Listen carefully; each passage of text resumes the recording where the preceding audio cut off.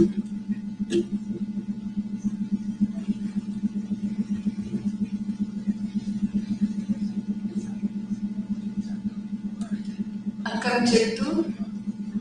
everyone.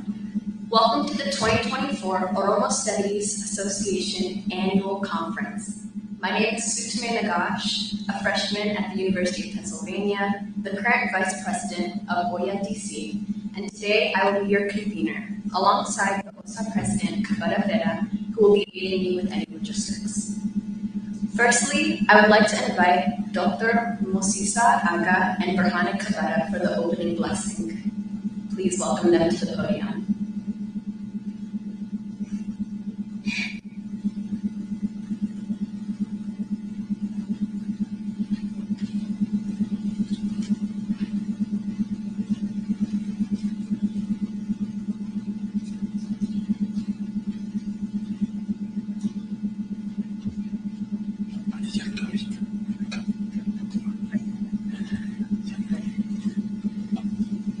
Kamuritani, andi waan kana qophoofnee garuu ergaas waamanii immoo hedduu waaqayyoo rakkina qabu kanas dhufe akka mul'atan dura bakka waaqayyoo guyyaadhaan asitti walitti nu deebisee walitti nu fidee egaa waaqayyo nagaan nu bulchee nagaan nu oolchuu sababa asitti walitti qabamneef jira sababa guddaa waan guddaadhaa fi ilmaan hunduu ta'uu dhaabee kan sittuu في واقعيو كونفرنسي والتكروني كنا نعمل كيسو ويا سديف كنا ويا سدان كنا وغني واندا وجودا دا أكغاري تكروني أكبارو أكغارو واقعيو غرفون راتيس وثان ماجرا جيسو يجولي جنان مفتكنا سمو أكنو متتلوديسي غرفون راتي وايو متشيف واي بيشيف كنابتون هاغدو waaqayyoon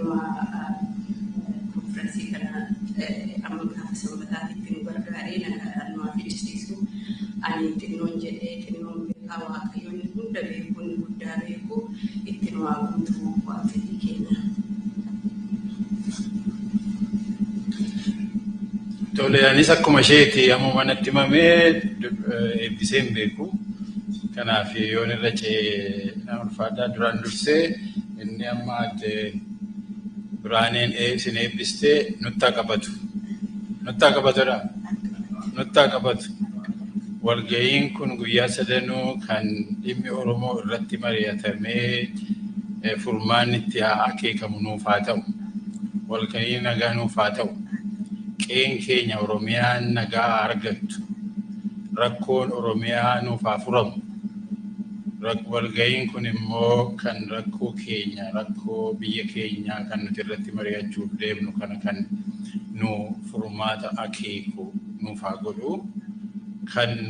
Kan ani wallaalee yookaan ani ittiin guutin immoo waaqayyootti nuuf haa guutu.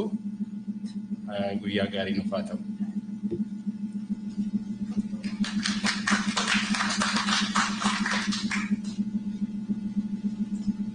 Thank you so much. Please join me in welcoming the OSA President Kabada Fera and the OSA Board Chair Gerahun Benti.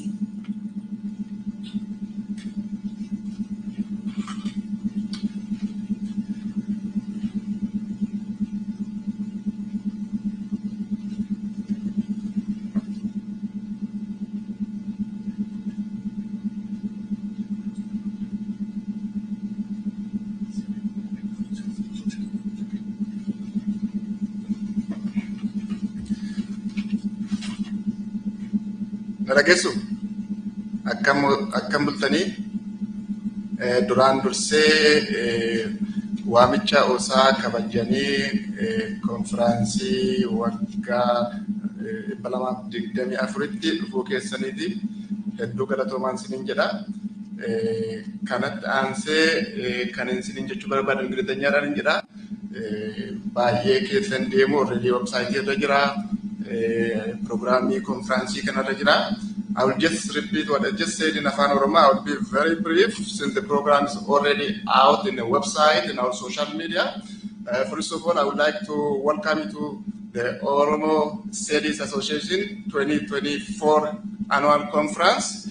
This conference, as you know, the theme is on the persistent conflict and the concurrent crisis in Ethiopia, implications on the Horn. We saw several thematic areas to really understand what's going on in the country as well as in the Horn of Africa, to try to sort for some solution or suggestion or proposal for consideration for concerned stakeholders in the Horn of Africa. So we received several researches and panel papers to fit into the conference. We had to really digest some of them to fit, and we have considered some of them to be published into JAWS. But for those who get the opportunity to be selected in the presenting today, I'll say again, congratulations and welcome again. For the next 3 days, we will be going to the panel already in the program as listed there. If in case you did not get a chance, please refer to Oromo Study Association website, Oromo Study Association Facebook page or the Meta page. You'll get the details of the presentation and the presenters, panelists, and so on. We also have very distinguished guests with us today. Who will be introduced soon on tomorrow's event. Professor Herbert Lewis is here. Thank you for coming, Professor Herbert Lewis. I don't go to the introduction. Nice to see you here. I don't want to go in details on the historical perspective of OSA. I will leave that to Professor Getaun Banti. With this, I will say thank you again for joining. I will be with you, technically supporting Sutume, our convener, for the next 3 days. Thanks so much again.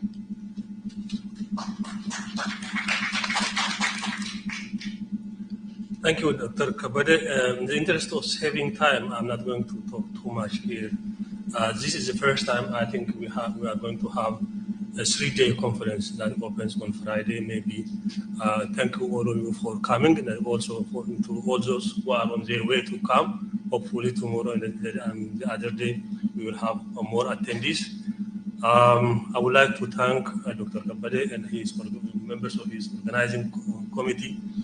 I would like to thank everybody who was involved in this conference. And the presenters who really took their time to write their papers, to do research, and then share the knowledge that they have gathered. Those who came from different states and also those who are following from different countries, I think it's being streamed online. Again, in the interest of saving time, all of you, thank you very much for coming. I welcome you, and I'm sure we are going to have a very productive conference in the next 3 days. Thank you very much.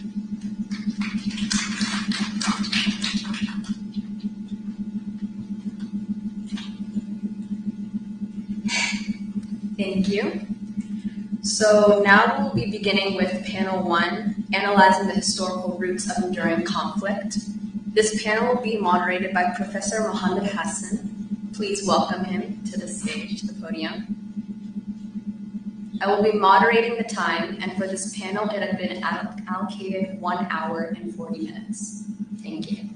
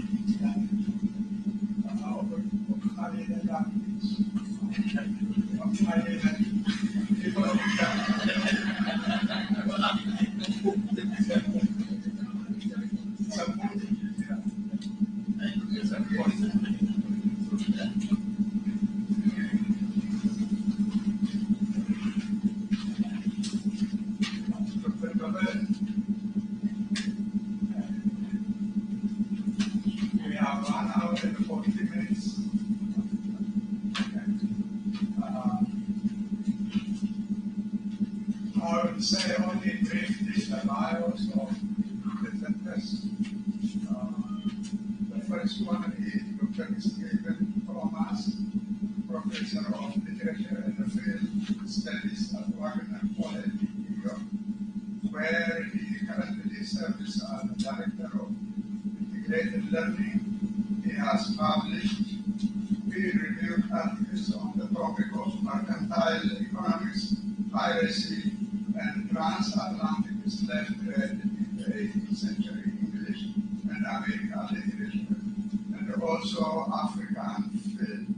He currently serves on the Film Prize Committee for the African Studies Association. He has published many articles on ethnicity, literature, and film about Ethiopia, and he is the co-author of the first scholarly essay on Oromo cinema. In addition to the scholarly work, he has devoted himself to teaching and supporting Oromo filmmakers across Oromia.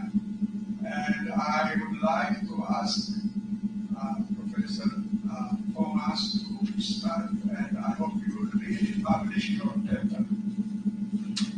Thank you.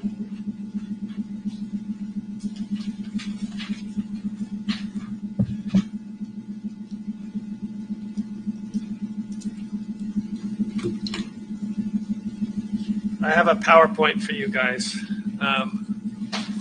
Does it work? Oh, there it is. So, okay, I'll let you find it. I would like to thank OSA for including me in the conference. What? Should be the very first file. I'll let you find it. I'd like to thank OSA for including me in the conference. The very first OSA conference that I ever attended was here at the University of Minnesota in 2007. So today this feels like a homecoming for me. I was also looking forward to watching Karen Dereje's new movie Solani yesterday, so I'm disappointed that it was postponed, but her reasons for postponement are noble, generous, and good. So I want to offer my deep respect. I also want to encourage the Oromo community to do more to support its young creative artists. However, I think most of you know me as somebody who works with, I understand what this is, I don't know what else. However, for my presentation today, most of you know me as someone who works with the Oromo film community, but I'm not going to talk about the movie industry today.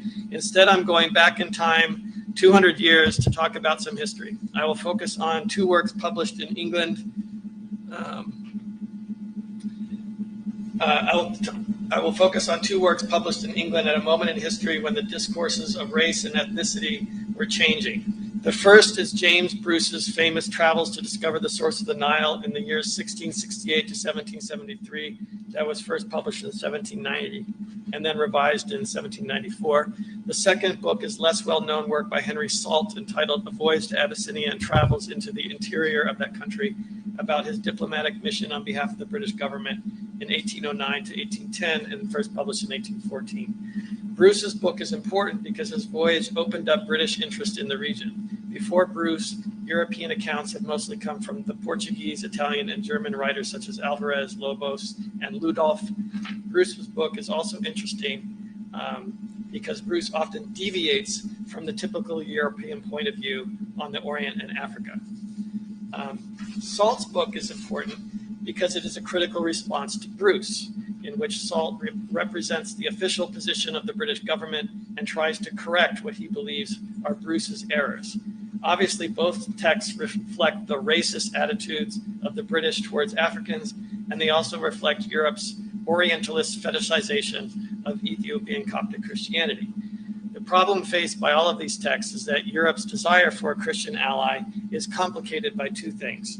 First, by the ethnic diversity that actually existed in Ethiopia, and second, by European prejudices of racial difference. Hence, throughout these books, the authors are in dialogue not only with each other and with the people in Ethiopia, but also with the broad conversation in England and its colonies about race and ethnicity. My task in today's paper will be to deconstruct these texts and the discourses of ethnicity and race to which they contributed. By deconstructing the texts, my goal is to bring the marginalized voices such as the Oromo to the center and reveal the complex intersections of racial and ethnic identities. What I'm presenting today is a small piece of a larger work on the global history of Ethiopianism and Ethiopian exceptionalism. For this larger project, I have begun analyzing European and American literature from the 15th century to the present, and I'm grateful for a fellowship from the McNeil Center for Early American Studies at the University of Pennsylvania that gave me some time to research that archive. I can refer you to one of my articles entitled The Context of Multi-Ethnic Politics for Ethiopian American Literature and my recent review of Rebecca Mitson's new book, African Impressions. So I talk some of what I'm talking about is in there. My critical intervention in these conversations is to explore the relationship of Ethiopianism and Ethiopian exceptionalism to the changing discourses around race and ethnicity. For those of you unfamiliar with the term Ethiopianism, it is a term primarily used among scholars of African American history, such as St. Clair Drake, Albert Rabateau, Sterling Stuckey, and Wilson Jeremiah Moses. The African American Encyclopedia defines it as an idea, I'm quoting, quote, as an idea, a symbol, and a movement concerned with African liberation and vindication that became a kind of messianic ancestralism derived primarily from the uniqueness of the African American experience and expressed as an important tradition in African American religion in general and Christianity in particular.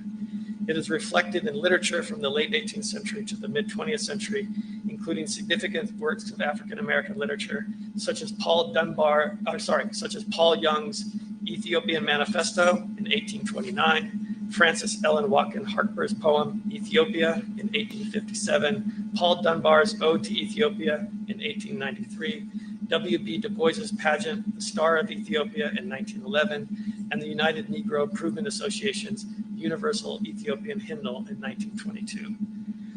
Somewhat related to that term is another term that I think you know better, which is Ethiopian exceptionalism, which has been a challenge for Ethiopian historians since the 1960s.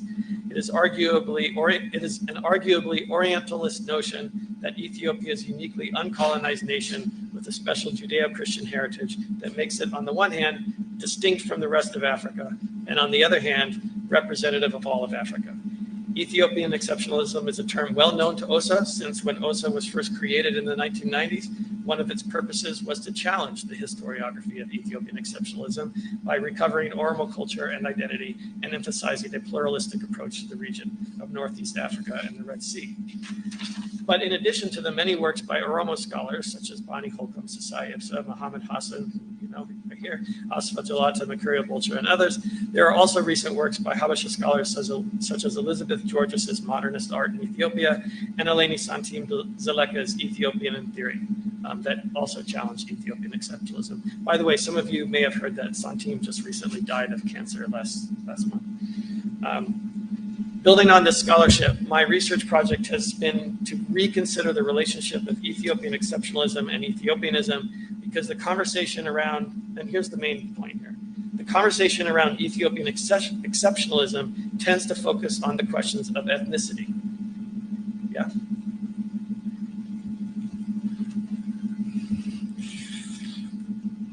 So you guys can't hear me in the back? Okay. The conversation around Ethiopian exceptionalism tends to focus on the question of ethnicity, and the conversation around Ethiopianism tends to focus on the question of race. But how do we theoretically understand the history behind the emergence of race and ethnicity as modern concepts? Therefore, the question for my larger work is whether Ethiopianism and Ethiopian exceptionalism are formed where the discourse of race intersects with the discourse of ethnicity.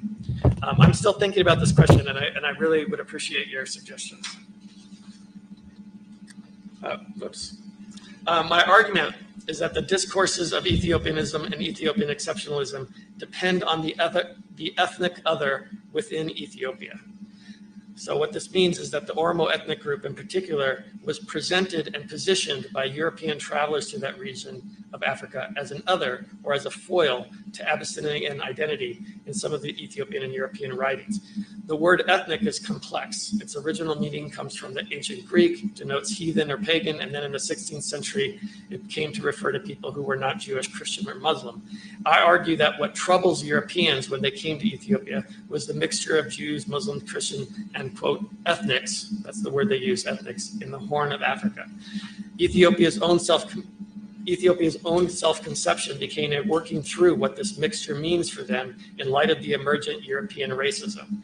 As Ethiopia was positioned by both Ethiopians and by Europeans as the exception to racial categories, it was precisely the ethnic other that served as a foil against which that identity was constructed. For the text that I'm talking about today, the discourse around ethnicity and race obviously has changed over time in response to specific historical context. For the time period from the 1760s to the 1810s that I'm focusing on in this paper, the major events are these. First, during the 18th century, there was rapid expansion of the transatlantic slave trade and British commerce. As many scholars of race and slavery, such as Eric Williams, has demonstrated, this led to a transformation of European capitalist economies and also a transformation of how Europeans understood race. Simply put, before the 18th century, racial identities were less important than religious and class identities, but the slave trade solidified and intensified notions of black versus white. In response, the abolitionist movement began in the late 18th century, and eventually England banned the transatlantic slave trade in 1807, just 2 years before Henry Salt's voyage to Abyssinia in 1809.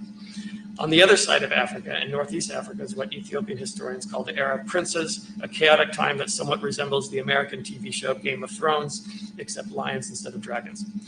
Globally, the Ottoman Turkish Empire was the hegemonic power in the region, but England and France were beginning to challenge that hegemony. Both James Bruce and Henry Salt comment at length about the difficulty of negotiating the Ethiopian politics because alliance between various kings and ethnic groups seemed to be constantly shifting. At the same time, as they consciously confronted the political complexities of the Abyssinian empire, they also unconsciously projected some of the racial prejudices of a Europe economically dependent on an institution of racialized slavery. From 1668 to 1773, James Bruce traveled across the Ottoman Turkish Empire, the Red Sea, Ethiopia, Sudan, and Egypt. His accounts of his many travels not only play up the exoticism of the Orient and Northeast Africa, but also presents himself as a romantic English traveler, almost like a proto-James Bond. Bruce presents himself as adventuresome, politically savvy, risk-taking, handsome, and skillful with horses, guns, and swords, and also as someone who easily makes close friendships with the women wherever he goes. According to James Bruce, the women in Ethiopia love James Bruce, and so do the women in Turkey and Sudan.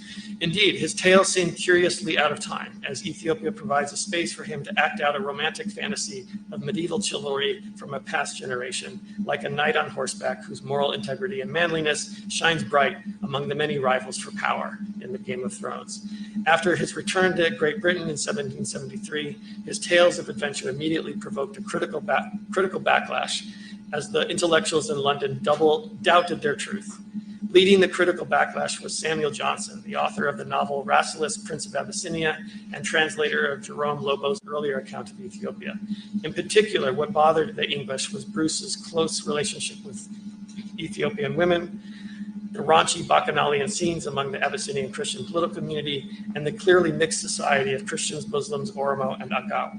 Indeed, in Bruce's Abyssinia, the bishop of the Orthodox Church is a, quote, slave to the Turks, and a single location might have spiritual significance for both Christianity and indigenous religions.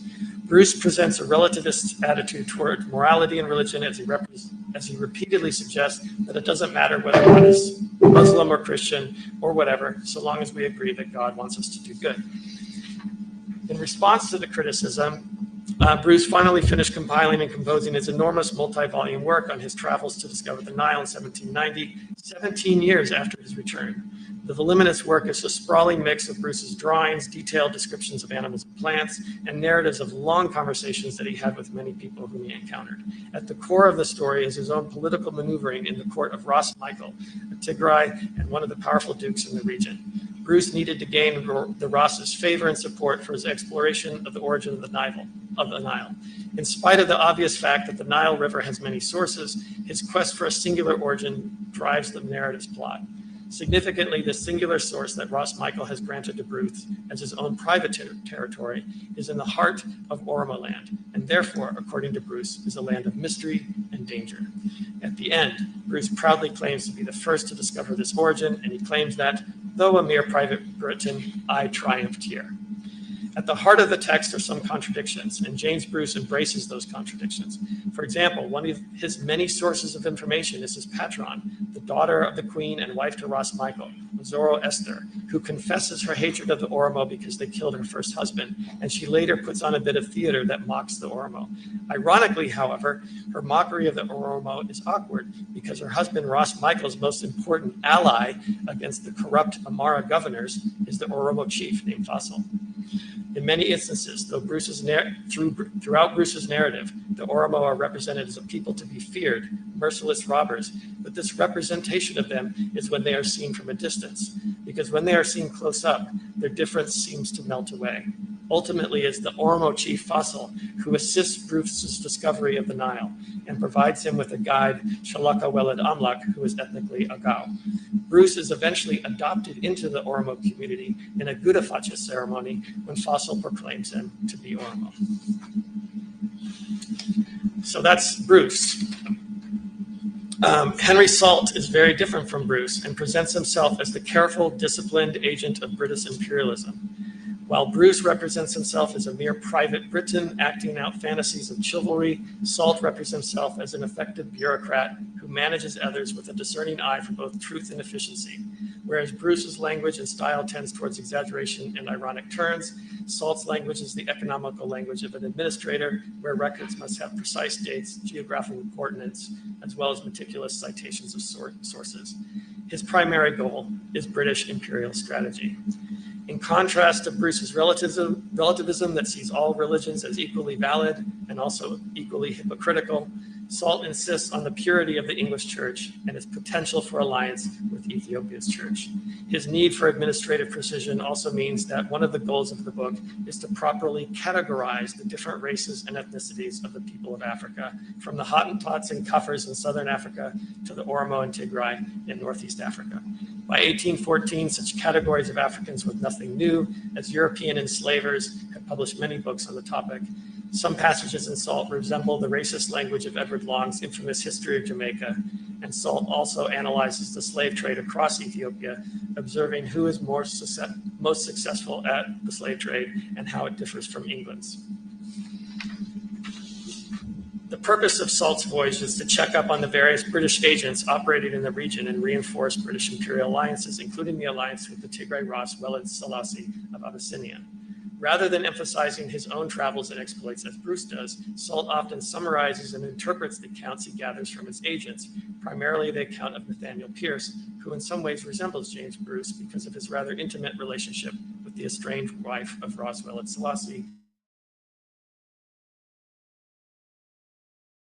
Agent Pierce has a conflict with the Ras and exclaims that he will switch to the Oromo side.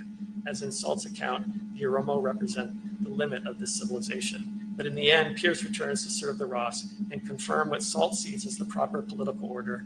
And in this way, Salt's book aims to discipline and correct the English way of seeing the Orient and Africa. His constant correction of Bruce seems almost a neurotic assertion of his phallic ego, as if Salt is embarrassed that Bruce was able to travel much further into the interior of Ethiopia than Salt's relatively modest penetration. Okay, so why am I summarizing these two English books? Shit. All right. So why am I summarizing? Okay, we'll go faster. So why am I summarizing these two English books? The point is that for Europeans, Abyssinia occupies an intermediary space in Europe's troubled and unstable racial taxonomy of the world. Instead of describing Ethiopia as an inclusive space, they need to divide it up. So the Oromo are the other against which the Abyssinian identity is defined. I'll skip ahead, but later, so Salt actually, Salt is one of those people who actually says, he makes this assertion that in southern Africa, they are descended from the light-skinned Africans in South Africa are descended from the Abyssinians, so the Abyssinians traveled there. But the dark-skinned people in Northern Africa were descended from the same tribe in Southern Africa that traveled north. So like the Ethiopia are invaded from the south and the Abyssinians are going north, which makes no sense. But that's kind of how he's organizing this racial schematic, and he's kind of projecting Western racial categories onto the geography of Ethiopia. So that's the point. So I'm gonna skip all this.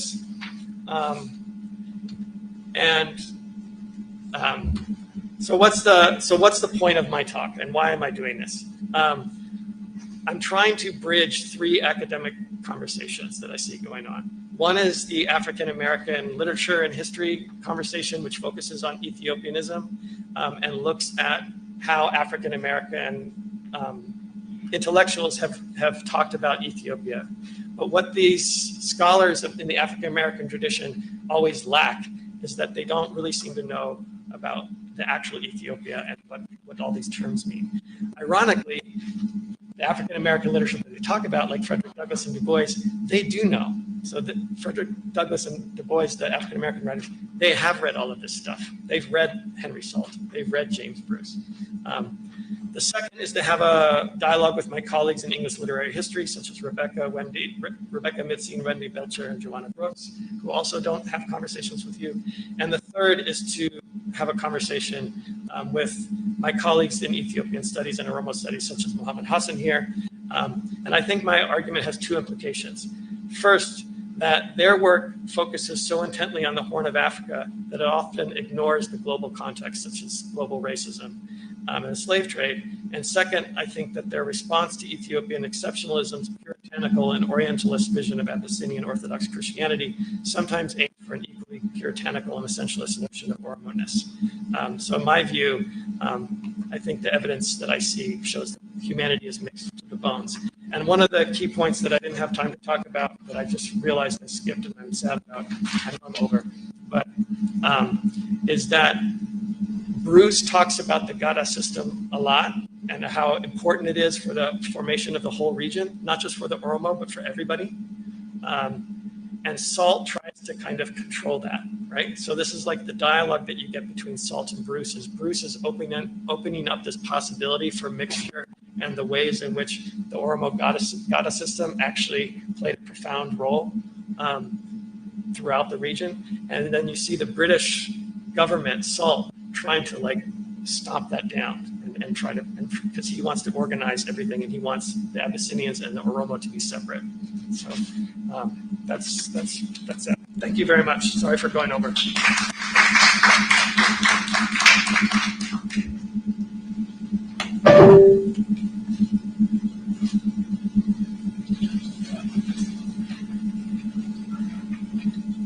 Thank you, Steve. You actually gave us complete science. Thank you. What? Yes. So now can you think about the Gada system? Next time. Our next presenter is Professor Gekam Bante. He is Professor of History at Southern Illinois University, Carbondale.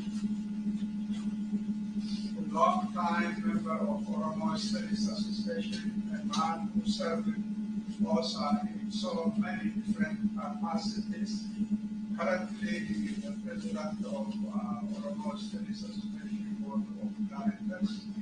Written extensively on this. His topic is 50 years, 3 regimes, reflecting on what the Oromo gained under the Derg, under the EPRDF, and forecasting the looming dangers under the Prosperity Party. Professor.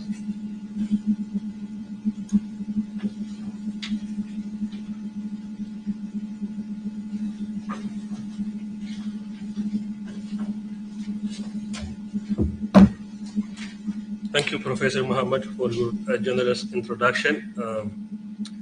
I'm not going to read my paper in the interest of saving time.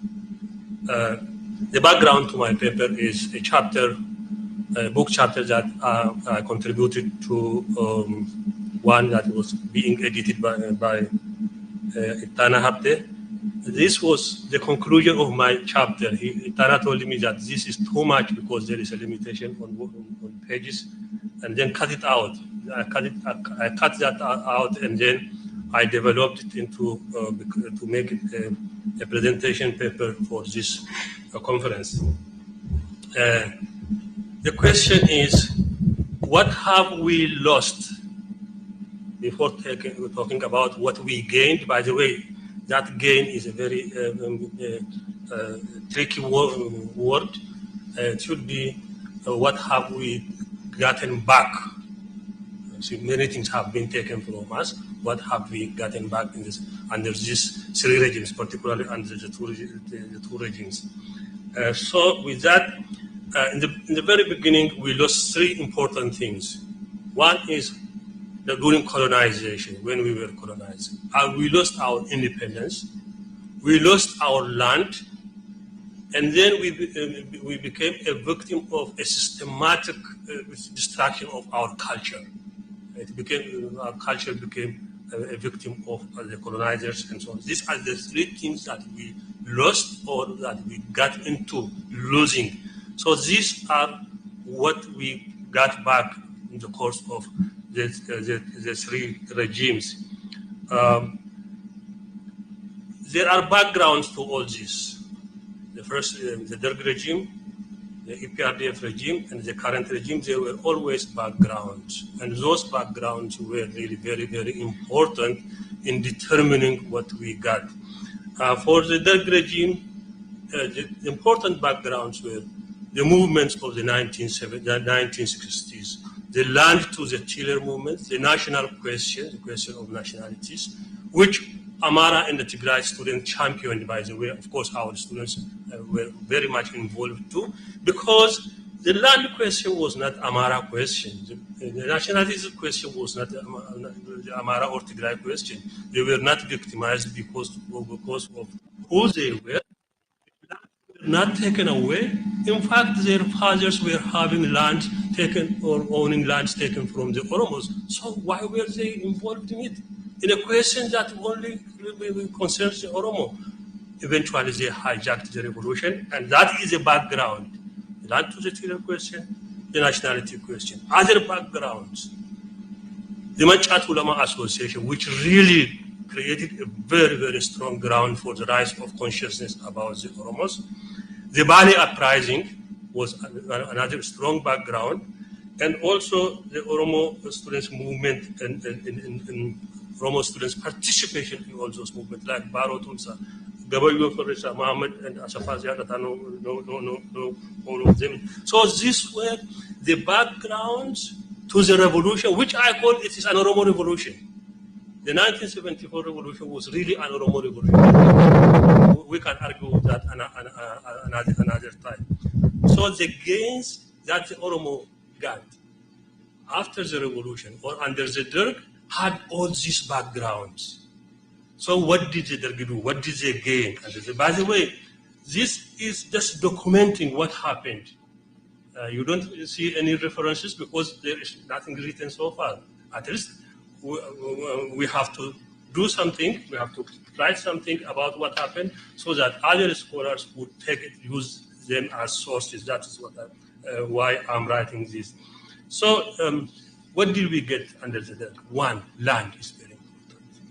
The land nationalization completely dismantled the Tanya-Gabba system. Although the land was not returned to the Oromo, it became government land, but the system, the Naftanya-Gabba system, was completely dismantled and never to come back, but the land was still under the government. Other gains of the revolution. The revolution opened windows of opportunity for the Oromos, windows of opportunities for the Oromos to bring out what they wanted to do. They were not really granted by the Derg, but in those early days, in those honeymoon days, Oromos were able to exploit the situation. One, the 1 hour Afan Oromo program, that was in fact Derg allowed. Afan Oromo radio program, you remember, where we go to people who have the radios and then listen to that 1 hour radio program is very, very important. So for the first time, the demeaning and derogatory name Gala, the name Gala was also cancelled, and the Oromos gained back their name under the Derg, never to come back. The military government allowed the beginning of a 1 hour radio program, which I mentioned earlier. The first Afan Oromo newspaper, Barisa, and Madimude, we remember, and that was very, very important. By the way, Barisa is still being published, but it's not distributed. And even under the Derg, it was distributed only in the first 1 year or less than 2 years. It used to be published, but it was completely being kept away from the public. But that was very, very important. It was published in Kobe Amara or something like that. The conditions that made passing the Amharic language compulsory for university students was cancelled. See, in those days, you have to pass the Amharic language with a C in order to go to university, in order to join university. That was cancelled, another gain, very, very important. On the cultural front, Oromo artists organized themselves as cultural troupes, and of course based on along provincial lines. So Oromo songs, Oromo cultural expressions became very widespread, but they were suppressed in a very short period of time. They were suppressed. That was the time when Elfinesh Kano said, Adama and Nazire Jirani, Tulasabat Asa Kristana Kasani. That was exactly what she said, and she paid a heavy price for that. And by the way, to this Oromo artists organizations, there were also backgrounds. The 1960s, the Arfan Kallo were very, very important. Ali Birra was very important. Became inspirations for those artists associations that emerged under the Derg. Very, very important. The literacy campaign, during the development through cooperation campaign, I took part in it. Then started teaching women, small girls in rural areas and so on. The textbook was in Afan Oromo, but it was written in an Amharic script. Baranno Fidala Dubisa. He said that the author of that textbook was Haile Fida. That was very important. It opened really the way, the gate for Oromo aspirations and so on. Most of these, but I didn't mention all of them, were done by the Oromos on their own account, you see, because of the early years of the revolution and so on. And then towards the end, Telahongamta's dictionary, which came in Kobe, in English alphabet. Ezekiel is not here. He saw when Telahon defended that at the Ethiopian Studies conference, when he was harassed and ambushed by Ethiopian scholars in Moscow, and so that became a very, very important breakthrough. And then after under the EPRDF regime, Kobe became the letters that we came and started to use and so on. So all these developments created a state of really hope in the minds of Oromo nationalists and so on. The Derg opened the Institute for the Study of Ethiopian nations' nationalities, which was very, very important. At least it recognized, theoretically, the Derg recognized the existence of Beheresaboch nationalities and so on. Very, very important. And so the institute collected a lot of information. Most of the information were really not accurate. I've seen a lot of them in the archives, and so that is what we gained. What we gained is our hope became really very clear in that one. Islam, religion, in the field of religion, Islam was recognized under the Derg as unofficial Islamic holidays were recognized, very, very important and so on. Yet ethnic and religious discrimination continued. This is not 100% what we gained, but They popped up. In conclusion, there were successes and setbacks to the gains that I will achieve under the DERC. I will move on to the next gains under the EPRDF, of course. To this, the background to the gains that we really attained under the EPRDF was the emergence of the Oromo Liberation Front, and it's gaining really acceptance among the Oromo by the time the TPLF-led government took place in 1991. So it was a force to reckon with. The OLF was a force to reckon with, and whether it was to appease the OLF or, of course, it was not genuine, but we really gained some concrete things under the EPRDF. One, Oromia as our country, with a defined territory, but it was not perfect. It's not perfect. It was created. Of course, some parts of Oromia were shredded without any justification given to Amara, to the Somali. I know Moyale, for example, I know before the EPRDF came, it was a Borana town. Then they just pulled the Somali into it, and then because of their own strategic or tactical reasons to create animosity or hostility between the Somali and the Oromo. It was not perfect. We have a lot to do, by the way. That was a headache that they gave us, but very, very important. Our homeland is recognized now. And then the use of Afan Oromo. The use of Afan Oromo. At this time, Elfinash's dream came true.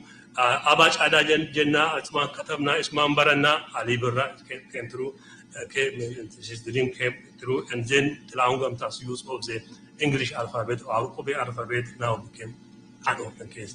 In that case, the role of one person was very important. Just for 1 year, the role of one person to establish Afan Oromo as the official Oromo language of Oromia is very, very crucial. Without him, I can conclude that it wouldn't have been materialized. Ibsa Gautama, talk to Ibsa Gautama. He told me the different ways how he succeeded, the secrets of his success in just 1 year. He mobilized, and then many people also rallied around him.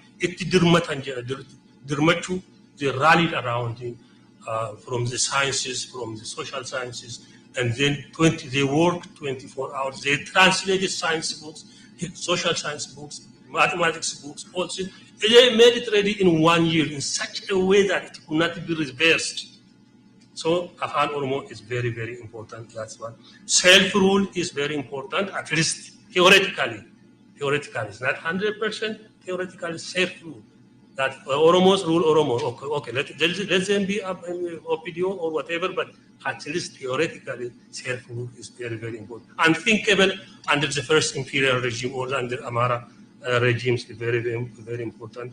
The use of language, I already mentioned in everyday life. Cultural autonomy is very, very important. That's why our kids, our people really wear Oromo costumes, Oromo outfits everywhere and so on. Gada, Recha.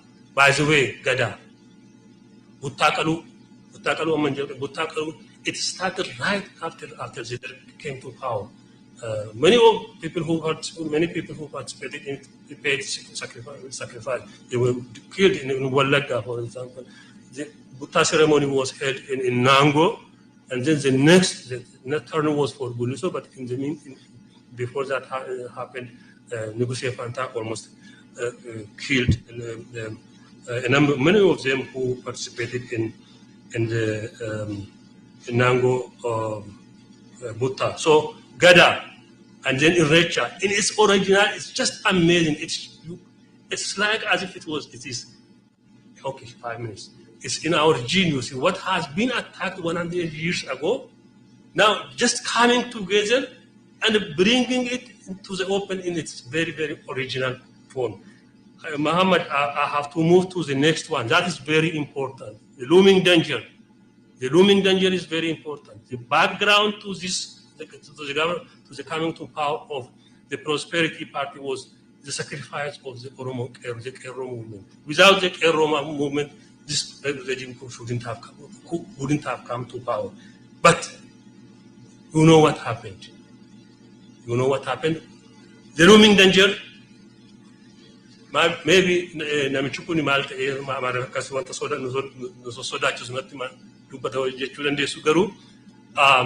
We cannot rule out, given the very nature of the regime, given the very personality of the leader, we cannot rule out anything. I'm very much scared of Kurdistanizing Oromia. Kurdistanization, Kurdistan, the Kurdish people partitioned between Turkey, Iran, Iraq, and Syria. About the population is exactly like the population of the Oromo people, about 36 to 45 million people, divided between 3 countries or 4 countries, and losing, you see, ceasing to be a nation. That they don't have their own country, and there were security relations between the EPRDF government and the Turkish government. One person told me that because the Turks could not succeed, how could the Oromo Liberation Front could succeed? They draw examples from their failures. The Palestinians did not succeed. How could the Oromo succeed? That kind of underrated. But what he can, Oromia mabatatan no. I'm sure you're dismantling Oromia. He can't dismantle it. Cut some of it, add to the Amara, some to the southern people, some to Gurage, to Somali, to Afar, to Amara, and then to all other neighbors. And then, so the name Oromia will go away. Since the other regions to which they were added do not speak Afan Oromo, they can change that into Amharic. I was talking to my friend Sanyi over there, and in Benishangul, almost the majority speak Afan Oromo. Whether they were Gumus, Komo, also they speak Afan Oromo. But it was easier for them to use Afan Oromo as their official language, but now Amharic was imposed on them. So they don't rule out this person can do it. So with that, one, Oromia as we know it would be dismantled, and then Afan Oromo as we know it as the official language and the way we communicate and the way we read write in it could cease to exist. And so that is the looming danger. You see, the very personality of the guy, and then his advisors and the imperial ambitions, his imperial ambitions could really push him to do this. Because the Oromo, whether he failed or succeeded, of course, it is the Oromo were at the center. His success and his failures were the Oromos were at the center. And in order to avoid, because even he doesn't like people who help him, at some point he would throw them away. So eliminating the Oromo and every attributes to them would make it easier to rule the country. That is my worries. That's what I'm forecast. I don't rule that out, but thank you very much.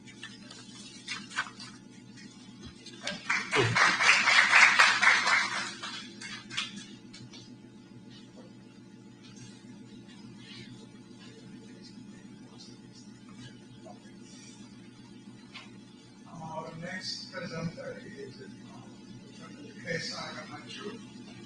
He is a visiting assistant professor of political science at Albion College, Michigan. He received his PhD from the College of Law and Governance Studies at Addis Ababa University. He was a former lecturer of political science and international relations at Oromo University, and also served as academic vice president. He Also, briefly submit in Oromia regional government within the French departments in the capacity of regional state cabinet between 2018 and 20. In terms of scholarship, the author of 3 books, published a number of articles, and above all, I don't know any other scholar who exposed the crimes of the current regime as much as Dr. Mukesa.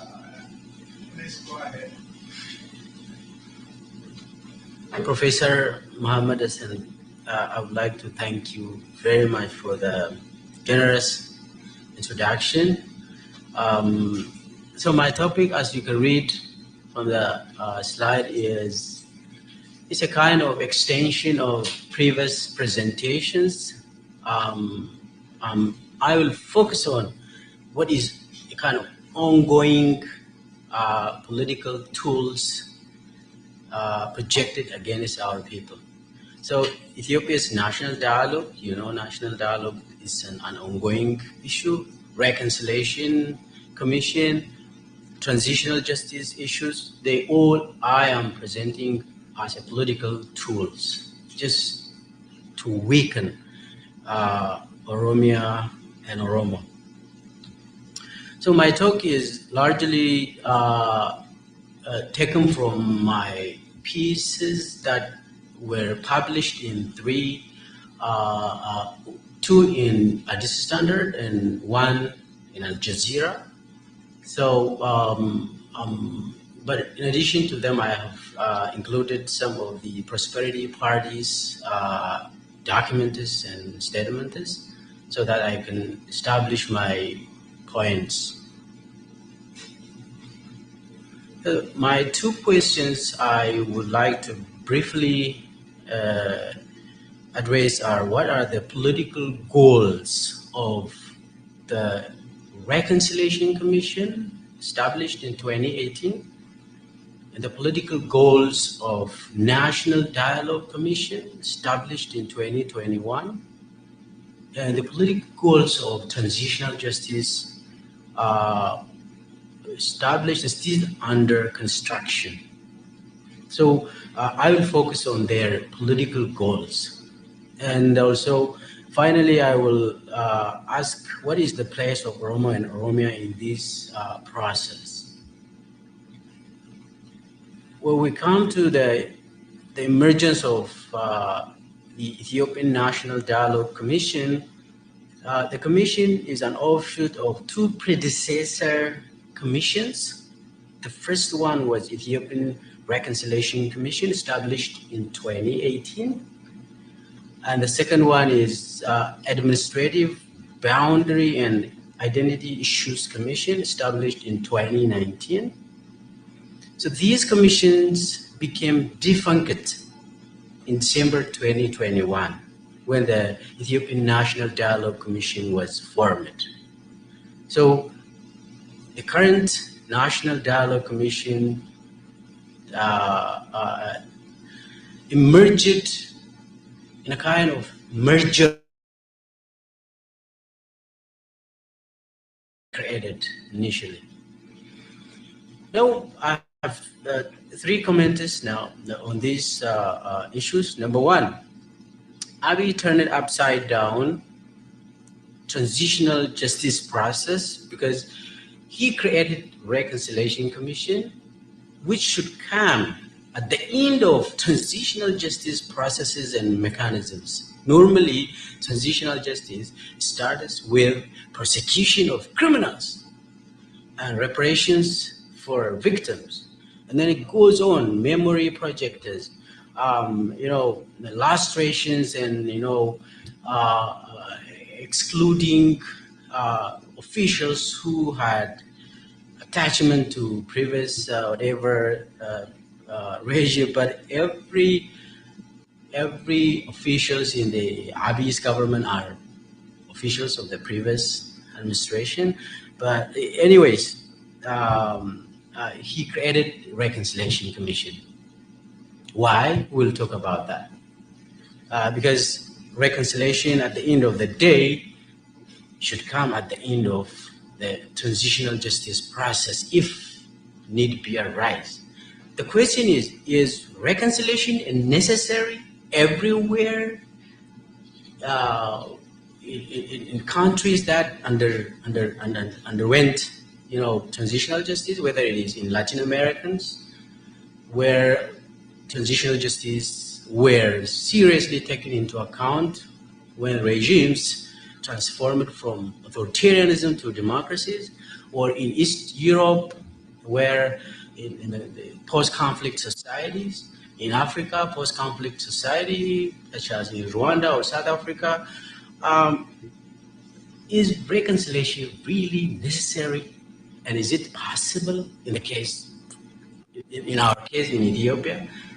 The point is, if you are building states that functions based on constitution and rule of law, the issue is reconciliation may not be necessary. There are two arguments, actually. If everybody's right is respected, and then you're going to respect this right is respected, it means that your truth is respected, then probably you may not need to undergo reconciliation. Probably I'm not fan of reconciliation issue, but there are two major arguments for and against. The third one is administrative boundary and identity issues commission was established by Abiy himself against the constitution of Ethiopia. It was hardly debated when it was established because that function, that responsibility was House of Federation's responsibility. So there was no need to create this administrative boundary and identity issues commission. If there are identity issues, then the House of Federation was there. You can empower, you can, allow them do their constitutional duties. But Abiy created his own team of scholars and researchers to do prosperity party researches and then recommend what Abiy needs. And there were a lot of research outputs and research findings that suggest the constitution need to be revised in order to fit to the prosperity party's political programs, particularly against self-determination rights. And then when I come to political goals of the four institutions I'm talking, Reconciliation Commission, Administrative Boundary and Identity Issues Commission, National Dialogue Commission, and finally the Transitional Justice Commission, I start with the Reconciliation Commission. What was the purpose of creating this Reconciliation Commission in 2018? I argue that it was to manufacture political legitimacy for Abiy's rule. He gathered these people, they were trying to massage the politics in Ethiopia so that they can convince or confuse that people often talk about.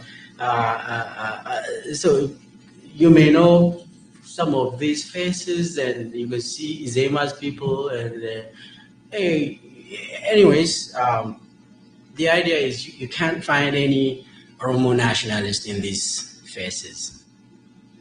And it was obvious at that point. And the second one was Administrative Boundary and Identity Issues Commission. Abiy created, basically, I argue, to recreate or remap or reconfigure the Ethiopian state internal structure. So he was against ethnic identity-based regional state. Earlier, Professor Banti was talking about that. So it is an extension to that presentation, Abiy doesn't like regions to base their organization along ethno or linguistic or national lines.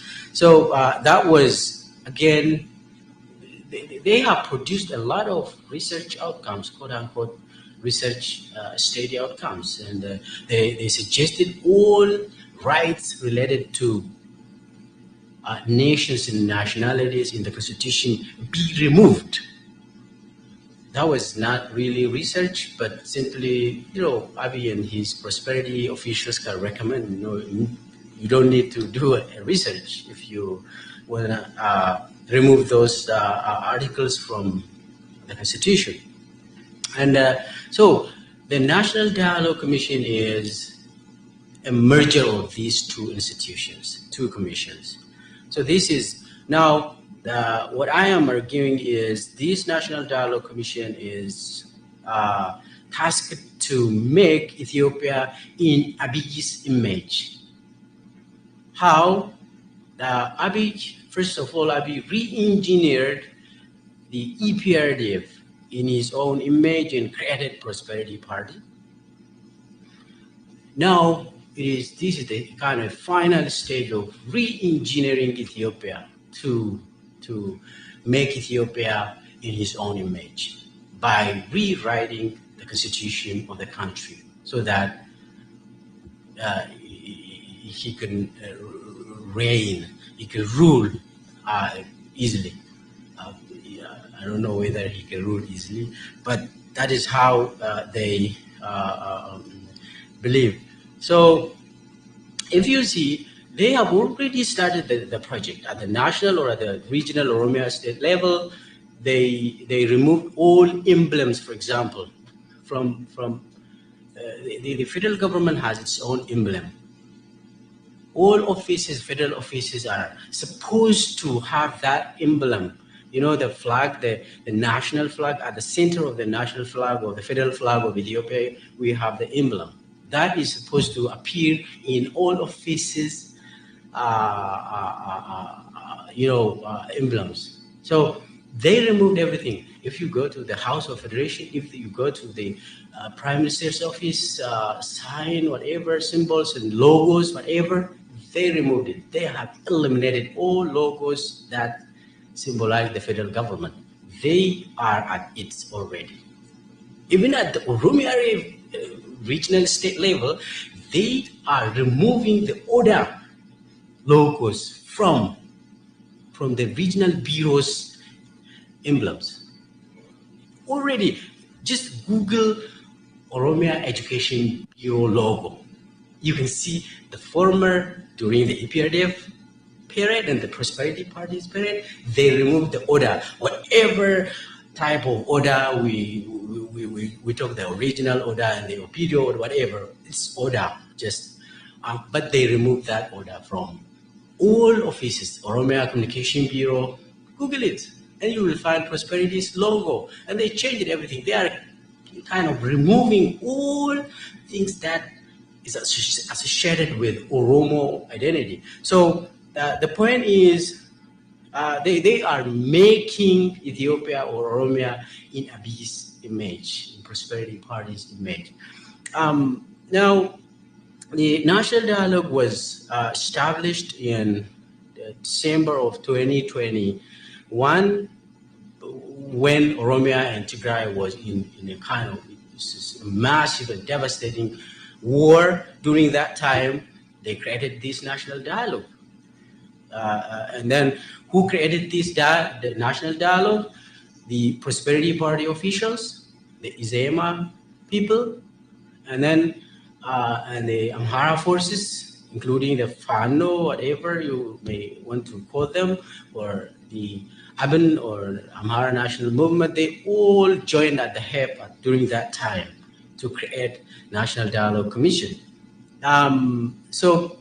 Because they helped each other during the war in Tigray, during the war in Oromia, then these forces, Izema and Amhara forces, were, all right, thank you. They were given or offered positions and seats in the House of People's Representatives and ministerial posts and whatever. They are sharing power because they are from the same ideological category. So they are happy about this national dialogue. Why?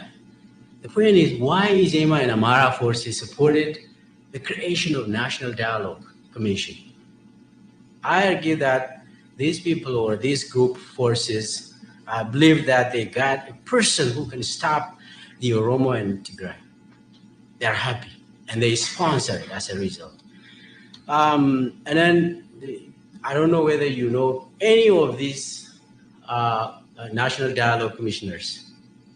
I doubt if you know one of them, but they are from the same ideological category.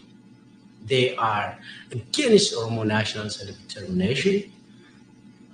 So obviously, you can understand and guess what they are cooking.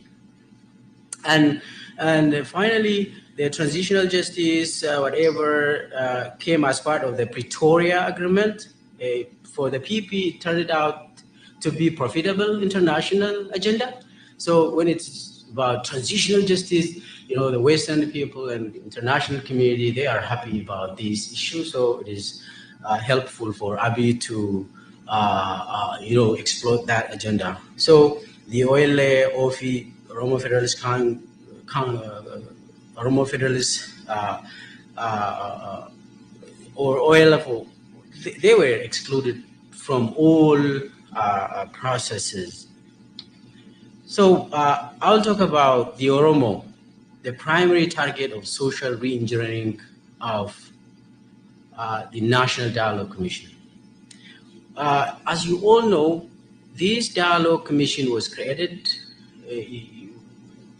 by these forces, Prosperity Party, Izema, and Amhara forces, because they united to save Ethiopia from Oromo and Oromo nationalism.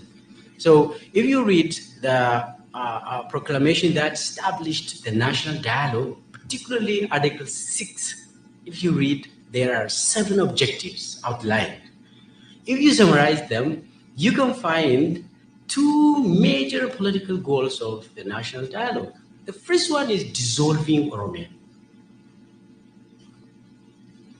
earlier mentioned by Professor Banti. They aim to dissolve Oromia and Oromo. At the same time, they want to lay the Oromo history and narrative to rest.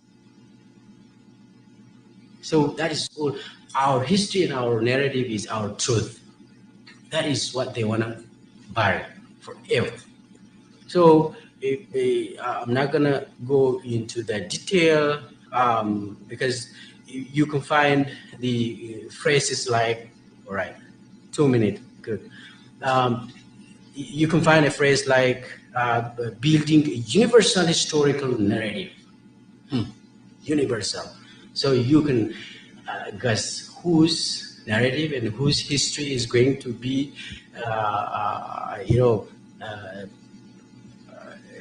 thrown out of the window. You can understand and look at what Abiy does every day.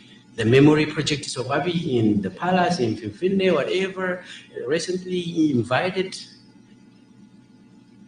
King Minilik from there, and King Minilik was speaking to the people, which is completely, that is all about the narrative, universalizing that aspect of historical narrative, and they want to resolve the ethnic politics issue. They want to build Ethiopian nation state with a strong legitimacy.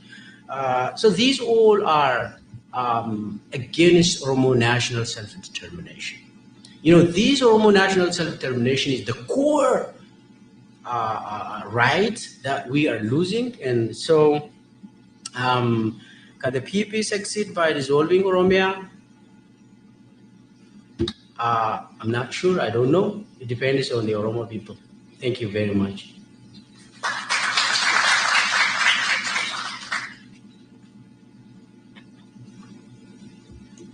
Thank you, Dr.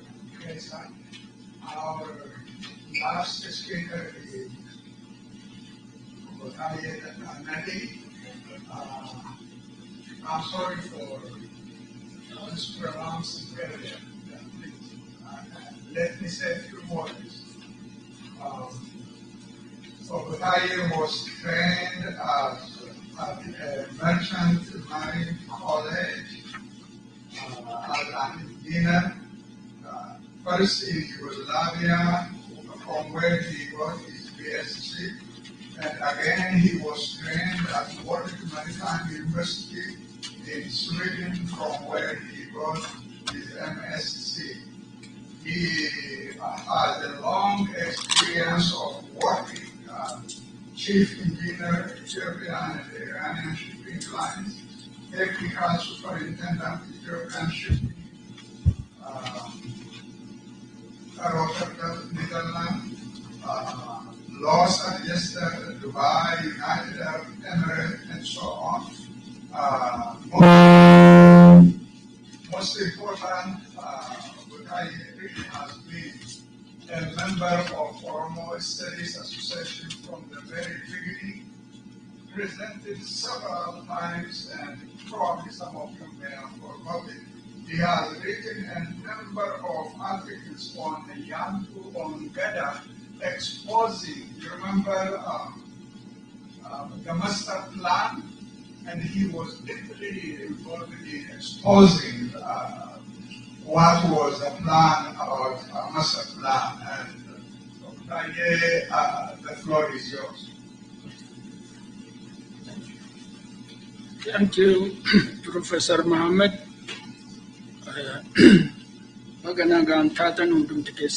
Good morning. Before I start, I would like to tell you a short story which is related to the topics. Oh, okay.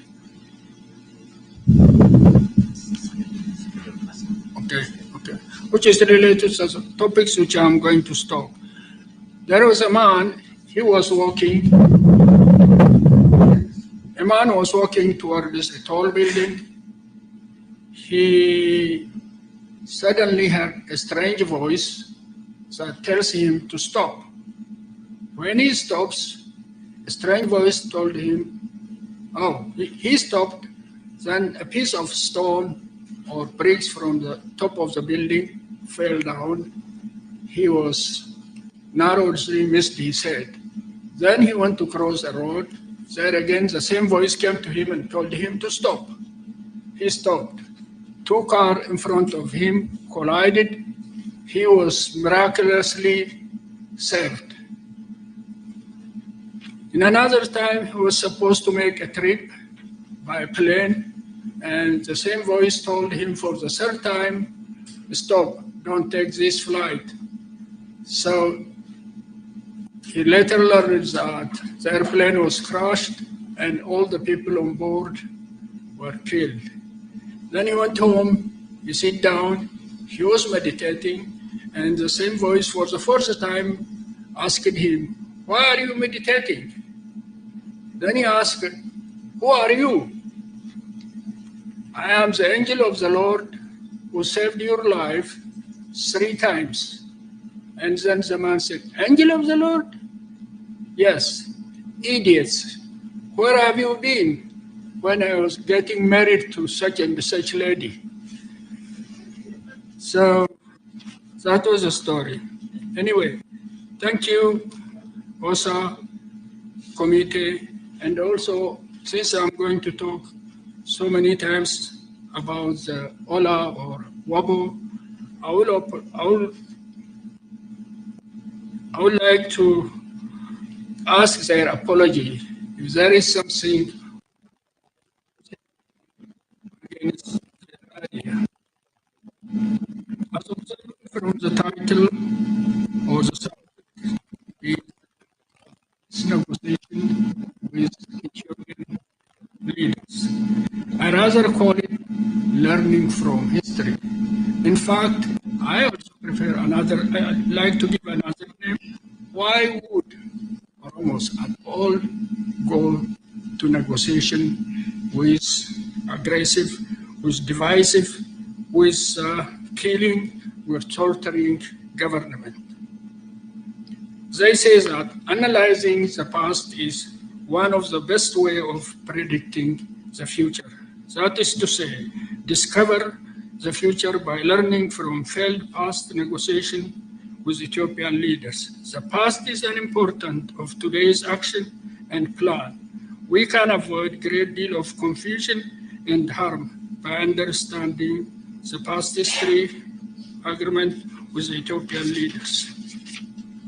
There are people also who like to hide or avoid past history.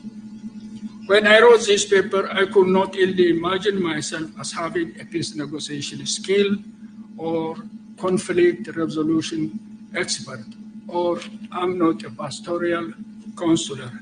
I just wrote this from historical experience, mere history of from 1870 as a Johannes II to the last negotiation of OLF in Zanzibar this year. Any peace deal with Habasha is difficult and complex.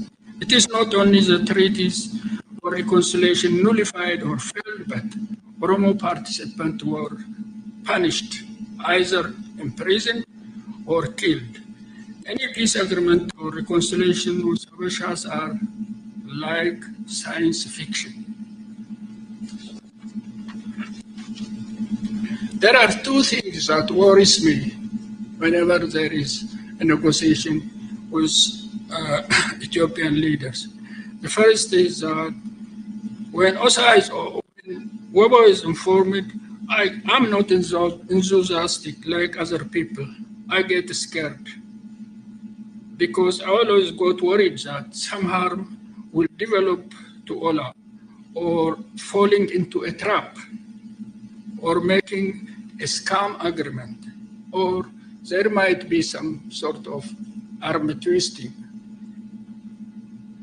or harkami chiru.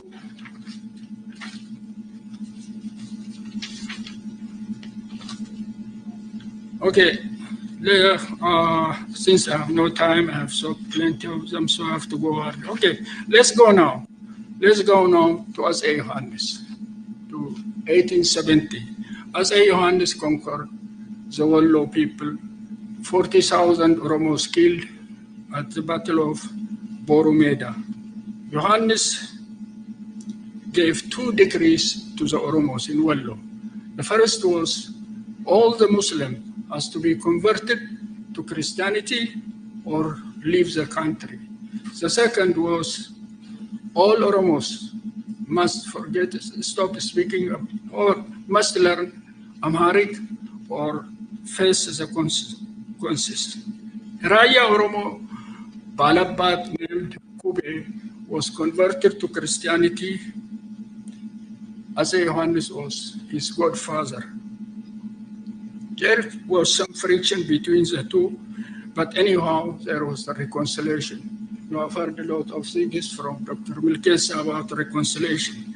So after reconciliation, As-A Johannes went to retaliation, so he cut the head of Kobe and he put him on a stick and carried around. Kobe's 2,000 followers were made to pass through a narrow space, and all of them were beheaded. So there was a Gitam, what you call Azmari, who said that Atmano Tigray Bimil Bigazati, Kristina Anseto, Kuben Gaddaluti, Yabalutal Inji, Yatatutal Inji, Indeti Gaddalal, Abalijlohunulati. Then we come to the Anole massacre. I don't go in detail about the Anole, but I know that Ras Darge, he gathered the RC people in a place called Anole. He began mutilating of men's right arm and the woman's right breast. Thousands of men's and women's arms breasts chopped off one by one. It was one of the most heinous and the cruelest crime in Oromo history.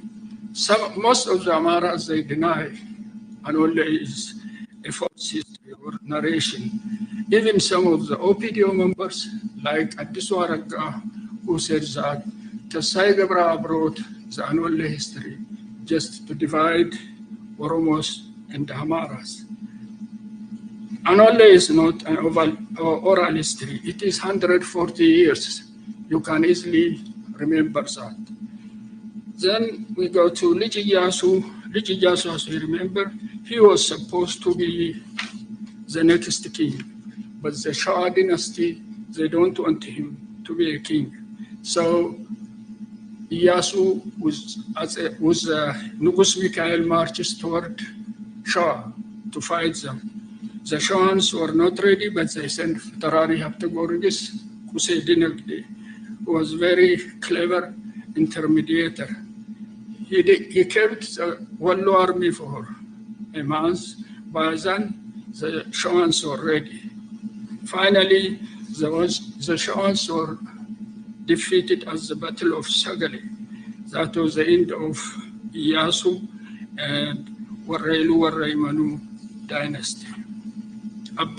We go next to Balchashafo. Balchashafo, as you know, he's a hero. He fought in Adawa as well as in the Macho War. He was a governor of Sidamo.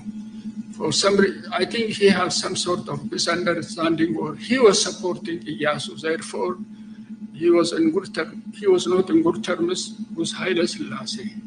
So Haile Selassie called him for negotiation to his palace in Finfinne. Balcha came with some 600 people, and he left them at Takaki, and he went to the palace. When he went to the palace, he was arrested. He became Yakum Isser, house arrest. So that was the end. That was the failed negotiation with Abyssinian leaders. Then come next the Bale uprising. The Bale uprising, Wako Butu fought very strongly. Wako forces grew up stronger and challenging the government army. One of Habasha's tactics is that when an enemy is strong, they are threatened, they call for ceasefire and let us sit and talk. So Wako was called to Finfinne, and he was discussing with Haile Selassie. In the meantime, there was a coup d'etat in Bale. Some of the local chiefs, collaboration with the Naftanya landowners, they revolted against him, and Wako remained captured in Finfinne. But later on, he was exiled to Nairobi, Kenya, and he came later on. What do we learn from Wako's case or other cases from Ethiopian rulers? They are notorious for using reconciliation or peace agreements as a mere tactic. Many Oromo leaders fell into trap of clever scam of mediation and reconciliation.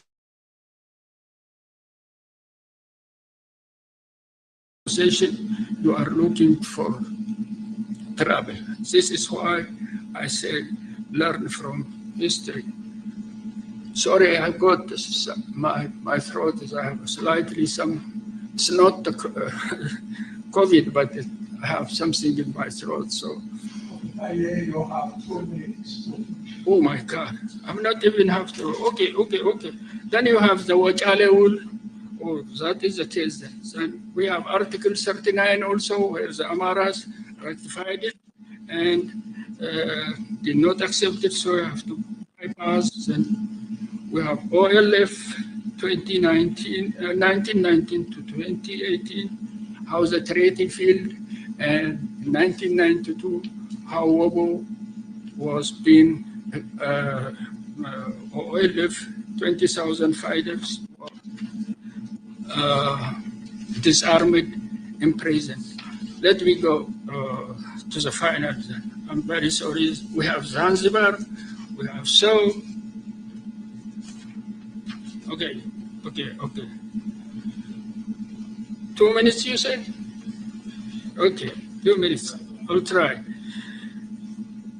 Now, we all make mistakes. Acknowledging mistakes is very important. It allows those mistakes to shape our choice. We embark on different journeys toward self-awarenesses. What I want to say is I'm very thankful to John Maro, who has learned a big lesson from past negotiation with Ethiopian leaders. Maro said, you remember, Tati Sarra Dammin Argam. Never expect honey from a fly. So let me go quick. There is no silver bullet formula to peace treaty agreement with Habashas. I do not think negotiation or reconciliation will ever serve Oromo's cause or interests. Oromo will never reach their goal of negotiation by reconciliation with Habashas. However, I'm not totally against the peace negotiation and engagement with enemies. I'm not telling you totally to avoid participation of peace. I'm against the war, but war aggression you have to fight. Sometimes you have to fight a war to stop a war.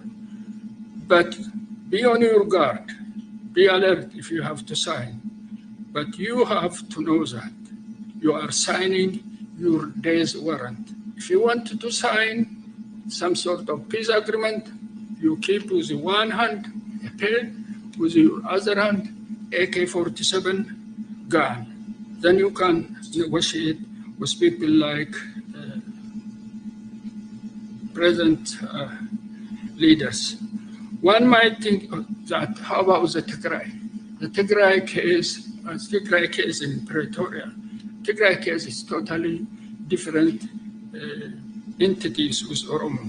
Tigray is for Tigray, Amara is for Tigray, Amara, but Oromo is for all, is a common, is a garden, private garden for the others.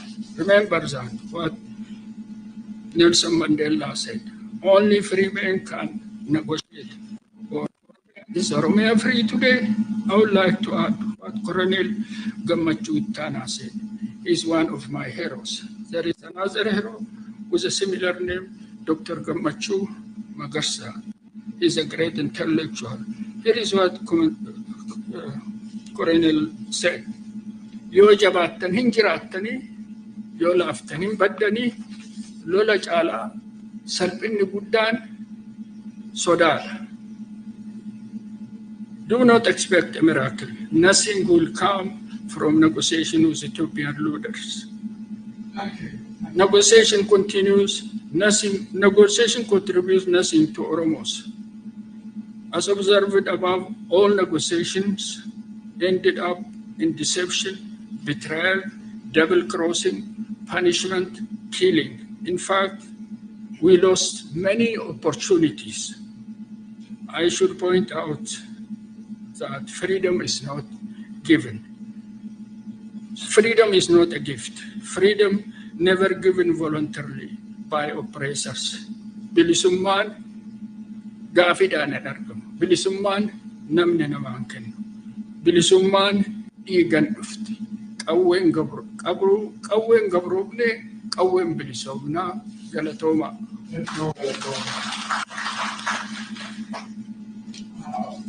The panelists have only 15 minutes. When you raise questions, please make your questions short to the point, and we will be out of this hall within 15 minutes. That is okay. Yes. Thank you.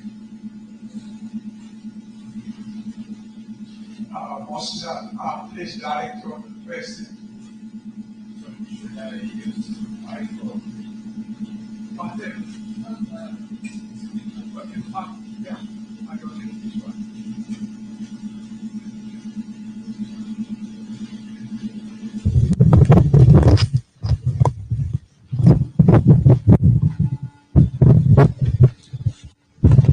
Tole hedduu galatooma gaaffii leellaman qabaa Dr.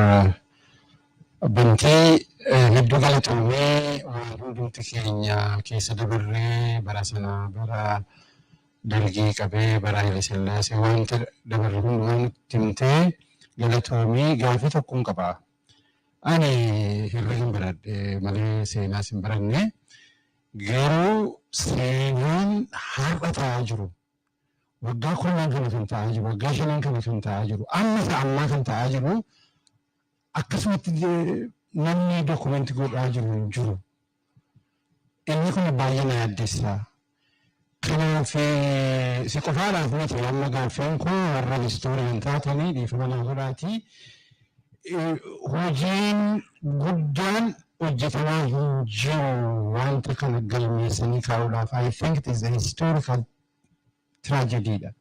Wanti kun calluma dhimma irratti badaa jira. Wanti barreeffamaa jiru hin jiru. Kana irratti waan jettu qabdaa akka nama seenaa barate tokkotti warra kaaniifis dargaggootaaf keessumaa dhaamsa dabarsitu yoo qabaatte kan jedhudha. Gaaffiin kun lammaffaa Dooktar Milkeessaa akkuma atu jettee inni harrabaa waan jettee inni dhugaas tasgabbees badhaadhinas hin fiduun sanaa fi so let me say it in English. You said the purpose of ABI is to dissolve Oromia. You also said he wants us to create Ethiopia in his own image. So the question is now, which you left out, is what should we do? That's the purpose of this conference. So what should we do as Oromos? I know you said, I don't know the answer. It is up to the Oromo people. Can you elaborate on that, or did you think about it? What should the Oromos do specifically to get out of this situation? Thank you.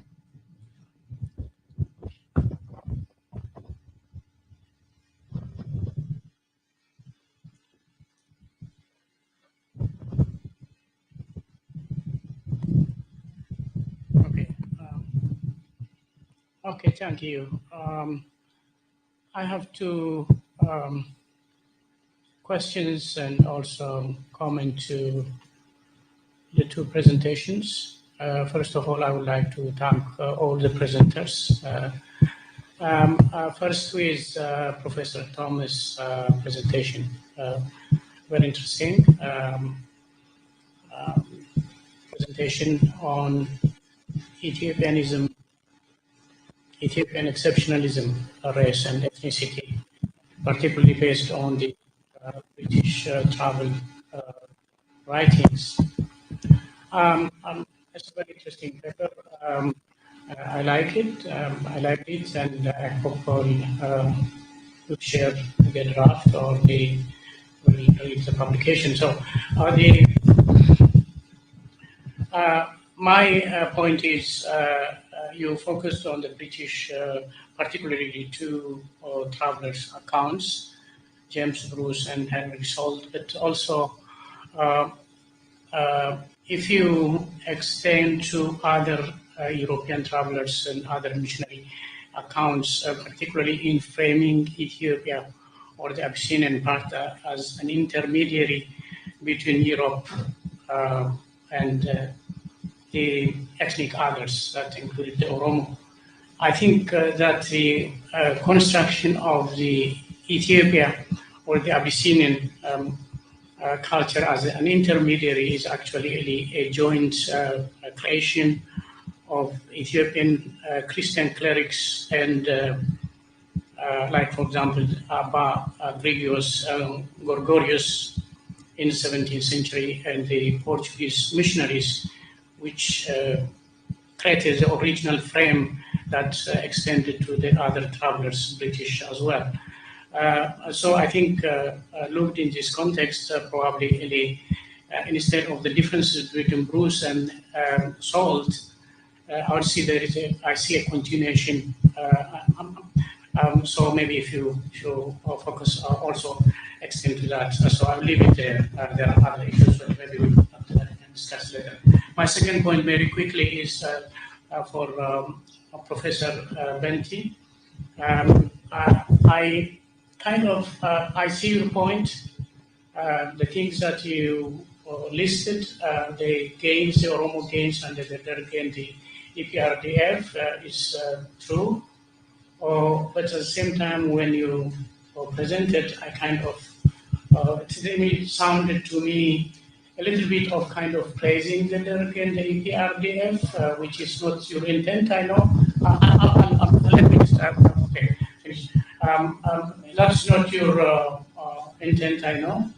But I think all the gains under both regimes were briefly gained and lost. There's no lasting gain for the Oromo, I would say, and I don't see much difference between the EPRDF and the current regime. Don't you think the looming danger that you presented actually had already touched ground decided foundation and already touched beginning from the Derg or to the present, and maybe the distinction between those two and the current one is already that much important. Thank you.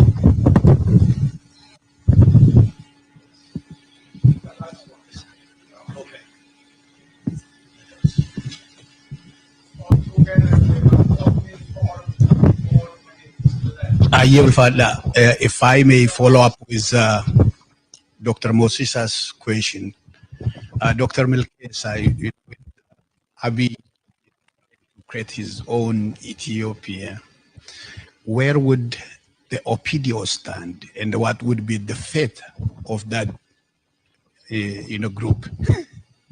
Thank you.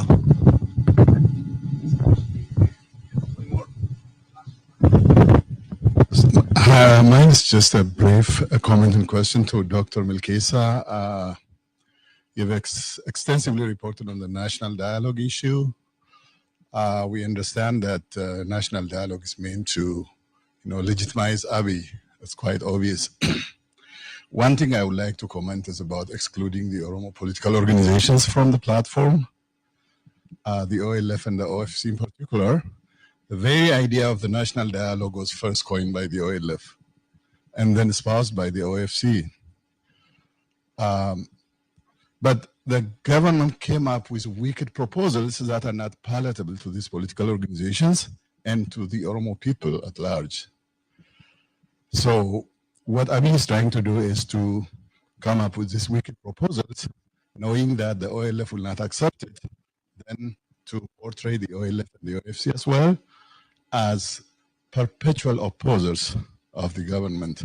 So having said that, what do you think would be the outcome of the ongoing national dialogue now? Thank you.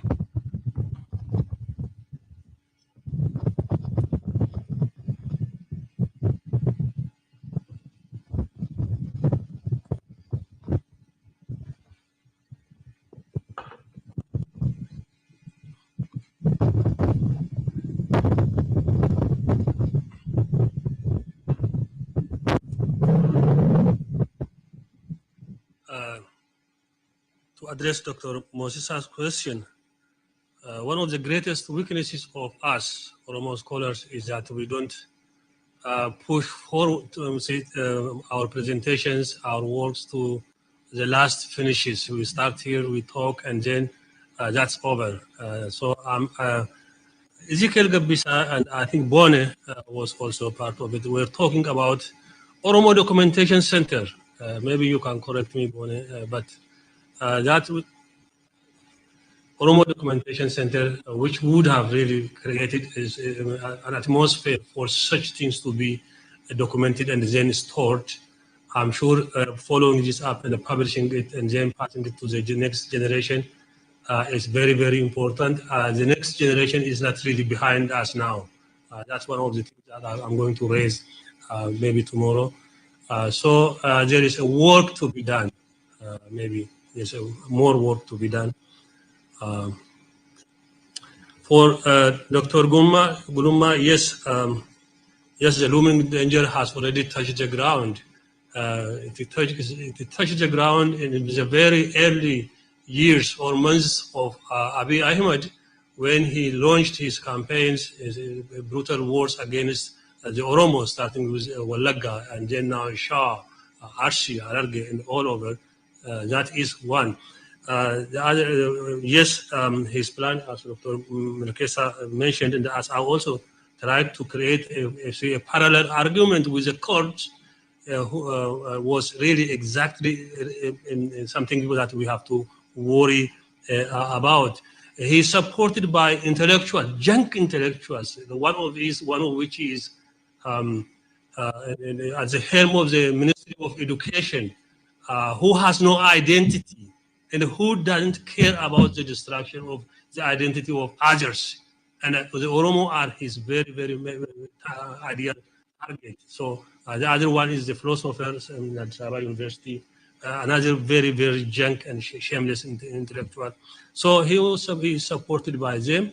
And really, the first target was the Oromo. When he was unable to destroy the Oromo militarily, and now it is very, very possible that he would turn it into, will try to destroy them by dividing them into pieces, and so that would give him an easy solution to destroy, to dismantle, to erase the name, and finally the language itself, and so on. So it has already been on the ground. One point.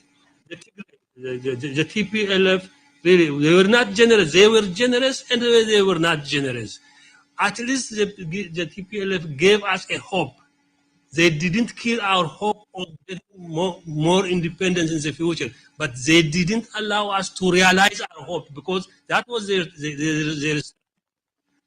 not killing us, not also saving us, in between, to use that as an excuse to rule us. So they didn't kill our hopes, but they didn't allow us to realize our hopes fully.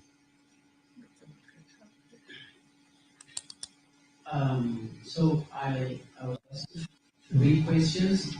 The first question was about what should we be doing?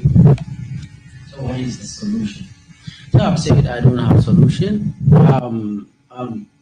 but I can say there is an Oromo folk tale, just briefly. There were 3 individuals. It was a evening time. They are outside. So one of them was, his leg was being eaten by hyena, and they were together, and the other one asked, I hear the sound of a hyena eating somebody's leg. Then the one who was being eaten said, no, keep quiet. It was my leg being eaten by hyena. Please don't make noise. You can be eaten. You can, no, like that. So we should stop that. And when one of our leg is being eaten, we have to say, stop, hyena, don't eat his leg. Because the next one is the other one. So it is all about, unity, and, everybody should rise up and say no to oppressive government. And the second question was, what is the role of, the stand of Opidio? Well, the Opidios are Trojan horses. They are serving, and they believe that, as far as I know, Abiy is an Oromo person and he is doing for the Oromo. They believe that way, but the reality is not that. Abiy is an anti-Oromo person, as far as I know, but he deceives his fellow Opidios. So the stand of Opidio is clear. They will implement whatever Abiy told, whatever he tells them to do so. If he orders them execute Batiorgesa, they will do that. If they are asked anything to do, they will do that. That is the stand. And finally, what is the outcome of the National Dialogue Commission? It's pretty clear. And the outcome is obvious. They will produce recommendations for Abiy's parliament to implement, to endorse or adopt as a law. So they are writing some recommendations, and they say we have consultations in Jilma, in Addis Ababa, in Adama, and a lot of people participated, and we got a lot of ideas. And then finally, that ideas, we know it is Prosperity Party's political program. But it is all about formality issue. Abiy is making his own constitution. And by the end of the day, we'll see that the National Dialogue Commission will suggest the constitution of Ethiopia to be rewritten by Abiy. And Abiy is not only making Ethiopia in his own image, he is making the Oromo people in his own image. We have to understand that. He is dividing the Oromo based on his own perception. The Oromos are being attacked not only from he's creating the Oromo people. He knows the Oromo that fits into his own Ethiopia. So you are required to be very good Oromo.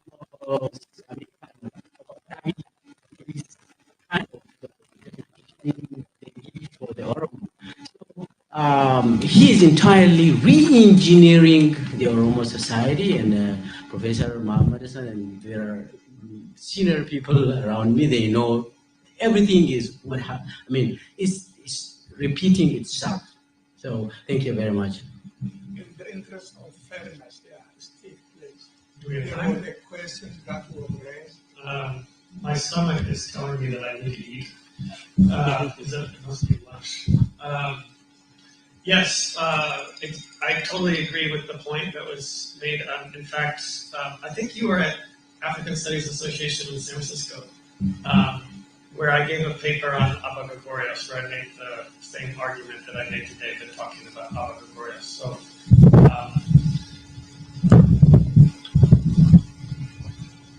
okay. Today I was focusing on these two writers, and these two writers are new for me, but I have done the research on some of the other people that you're talking about, and I'm still continuing. So if you can suggest other people that you want me to look at, then I would love to hear more. But yeah. Well, thank you everyone for your patience, and thank you the presenters and our panel and this talk. Thank you.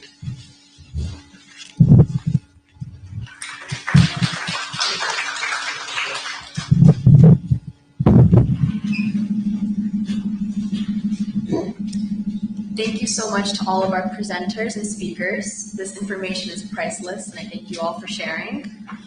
So I would also like to remind all of you that this conference is being broadcasted on Gada Media Network and the OSA Facebook. So we do have to shift a little bit of our time, but we will be moving on to panel 2 right now, confronting Ethiopia's concurring crises, climate change, food security, and social turmoil. This panel will be moderated by Dr. Ibrahim Elimo. Please welcome him to the podium, and the speakers if there are any. I also apologize for our time being pushed.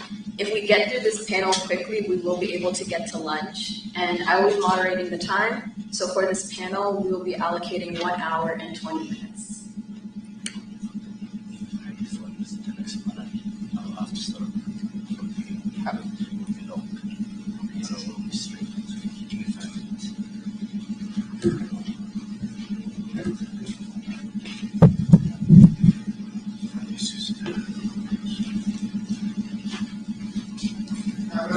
Asking 5 more minutes because they have to split the recording. Please give it 5 more minutes that will be the as Tuke said, the lunch is coming. We will be serving the lunch here. The interest of time. So please be patient for this 1 hour and 20 minutes. From there we will serve lunch in here. You don't have to go. and we will wrap up the meeting on time so that other